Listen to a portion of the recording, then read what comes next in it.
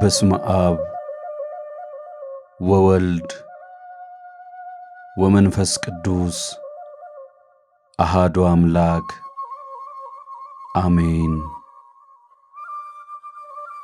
ረቢ ወዴት ትኖራለህ? ከመጥምቁ ዮሐንስ ተማሪዎች መካከል ሁለቱ የእግዚአብሔር በግ እነሆ የሚለውን የመምህራቸውን ስብከት ሰምተው ጌታን ተከተሉት። ኢየሱስም ዞር ብሎ ሲከተሉትም አይቶ ምን ትፈልጋላችሁ አላቸው። እነርሱም ረቢ ወዴት ትኖራለህ አሉት። መጥታችሁ እዩ አላቸው። መጥተው የሚኖርበትን አዩ። በዚያም ቀን በእርሱ ዘንድ ዋሉ። 10 ሰዓት ያህል ነበር።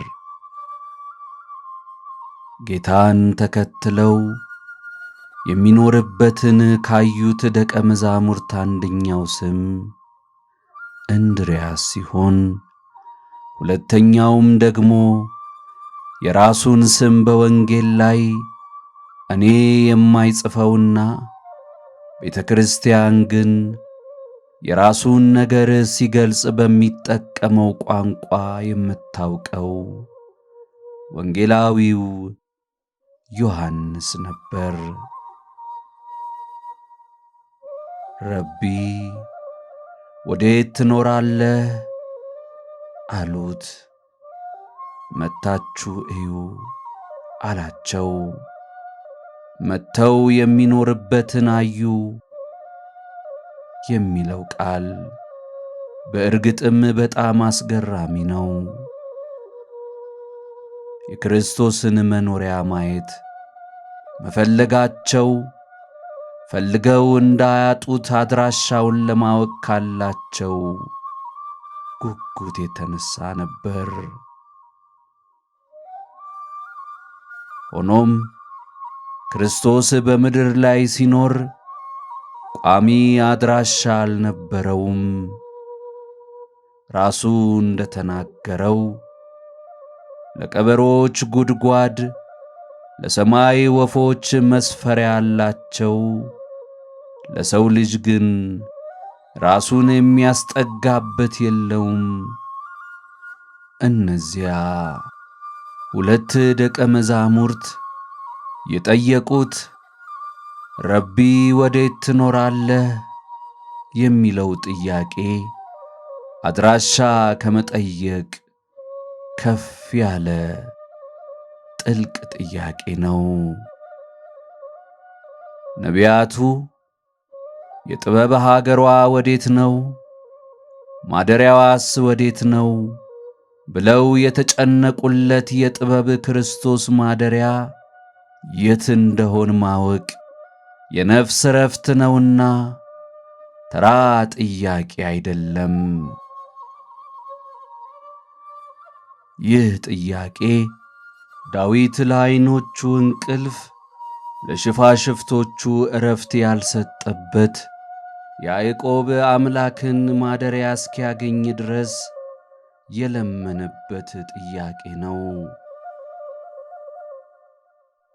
ረቢ ወዴት ትኖራለህ የሚለው ጥያቄ እንድርያስና ዮሐንስ በአንድ ቀን ብቻ የሚመለስ ጥያቄ መስሏቸው አብረውት ሄደው አብረውት ዋሉ እንጂ የጌታ መኖሪያ ግን ያን ቀን የዋለበት ብቻ አይደለም።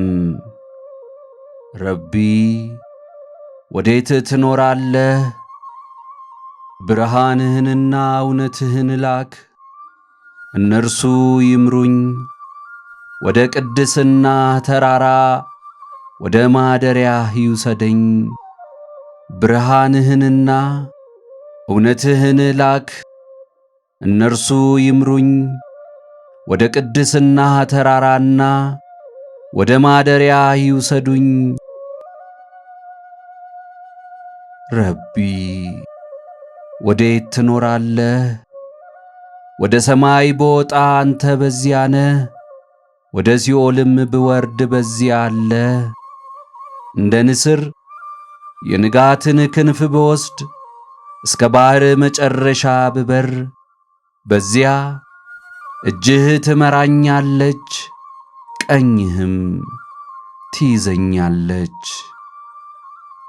ብርሃንህንና እውነትህን ላክ፣ እነርሱም ይምሩኝ ወደ ቅድስናህ ተራራና ወደ ማደሪያ ይውሰዱኝ። ረቢ ወዴት ትኖራለህ? ወደ ሰማይ ብወጣ አንተ በዚያ ነህ፣ ወደ ሲኦልም ብወርድ በዚያ አለ። እንደ ንስር የንጋትን ክንፍ ብወስድ እስከ ባሕር መጨረሻ ብበር በዚያ እጅህ ትመራኛለች፣ ቀኝህም ትይዘኛለች። ለአድራሻ የሚያስቸግረው የረቢ መኖሪያው ብዙ ስለሆነ የት ትኖራለህ ለሚለው ጥያቄ መልሱ መታችሁ እዩ ብቻ ነው። ረቢ ወዴት ትኖራለህ ብለው ለጠየቁት ደቀ መዛሙርቱ ቦታውን ከመናገር ይልቅ መታችሁ እዩ ያለው ጌታ እርሱን ጸንተው እስከተከተሉት ድረስ በሕይወታቸው ዘመን ሁሉ አልፎም ከሞቱ በኋላ የሚያዩት ብዙ መኖሪያ ስላለው ነበር። የረቢ መኖሪያው ብዙ ነው። የሚወደኝ ቢኖር ቃሌን ይጠብቃል፣ አባቴም ይወደዋል፣ ወደ እርሱም እንመጣለን፣ በእርሱም ዘንድ መኖሪያ እናደርጋለን እንዳለ ቃሉን የሚጠብቅ ሰው ሰውነትም የእርሱ ማደሪያ ነው። ረቢ ወዴት ትኖራለህ? በአባቴ ቤት ብዙ መኖሪያ አለ። እንዲህስ ባይሆን ባልኋችሁ ነበር፣ ስፍራ አዘጋጅላችሁ ዘንድ እሄዳለሁና ስትል ሰምተንህ ነበር። የአንተ መኖሪያ መንግሥተ ሰማያት አይደለምን? ቅዱስ ጳውሎስ ልሂድ ክርስቶስ ጋር ልኖር እናፍቃለሁ ሲል እንደሰማነው እስከ 10 ሰዓት ድረስ እንደ መዋል 10ሩ ማዕረጋት ላይ የደረሱ በጽድቅ መንገድ የሄዱ የሚያዩት ማደሪያ መንግሥተ ሰማያት አይደለምን? መተን ለማየት እናንተ የአባቴ ብሩካን ወደ እኔ ኑ እስክትለን በተስፋ እየጠበቅን አይደለምን? ረቢ ወዴት ትኖራለህ ካሉት ጠያቂዎች መካከል አንዱ ዮሐንስ መሆኑን ሳስብ ደግሞ ዮሐንስ ያያቸው የረቢ መኖሪያዎች እስከ ገሊላ እስከ ታቦር ተራራ ከሊስጥሮስ እስከ ቀራንዮ ከወንጌል እስከ ራእይ እጅግ ብዙ እንደነበሩ ታየኝ። ወዴት ትኖራለህ ብሎ ጠይቆ ጌታን የተከተለው ዮሐንስ መጥተህ እይ በተባለው መሠረት የጌታን መኖሪያ የእርሱን ያህል ያየም ሰው የለም። ዮሐንስ ረቢ ወዴት ትኖራለህ ለሚል ጥያቄው ግን አንጀት የሚያርስ ልብ የሚያሳርፍ መልስ ያገኘው ዓርብ ዕለት መስቀሉ ስር ነበር። ወዴት ትኖራለህ ላለው ዮሐንስ የ9 ወር ከተማውን የዘላለም ማረፊያውን እነኋት እናትህ ብሎ ሲሰጠው መጥቶ ካያቸው የረቢ መኖሪያዎች ሁሉ የምትበልጠውን መኖሪያ አየ።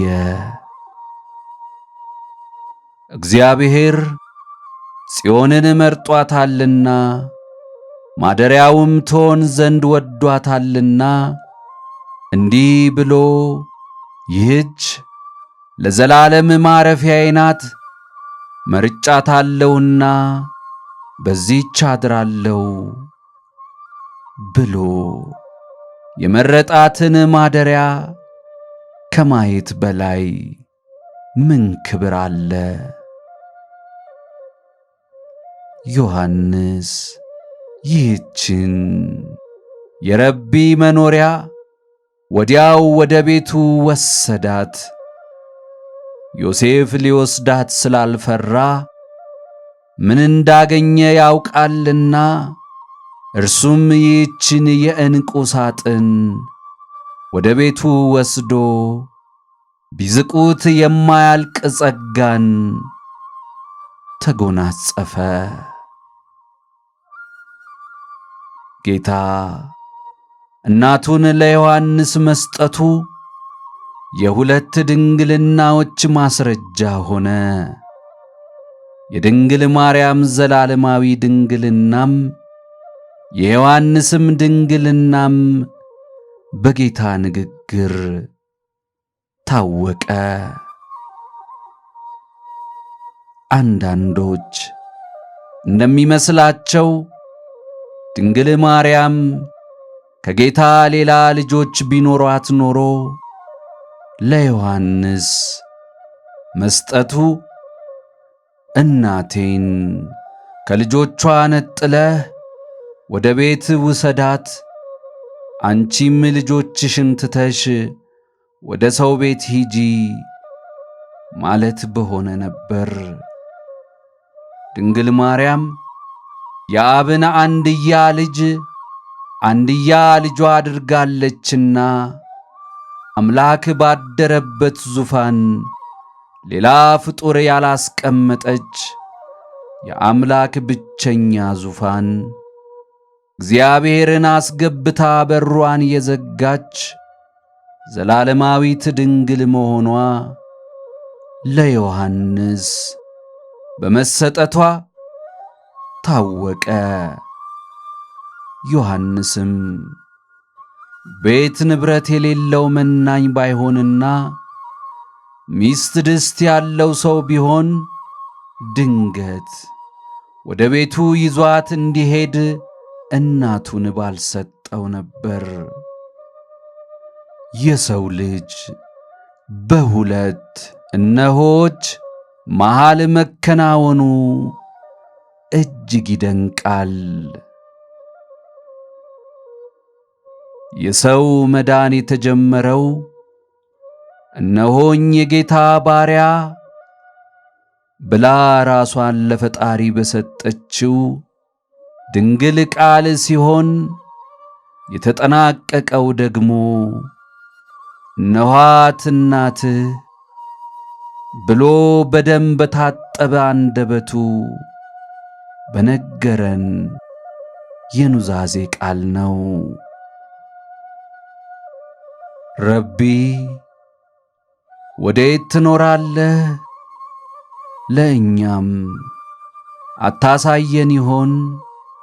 እስከ 10 ሰዓት መዋል 10ቱን ትእዛዛትህን 10ሩን የቅድስና ደረጃዎችን መውጣት ላቃተን ለእኛስ መኖሪያህን ታሳየን ይሆን?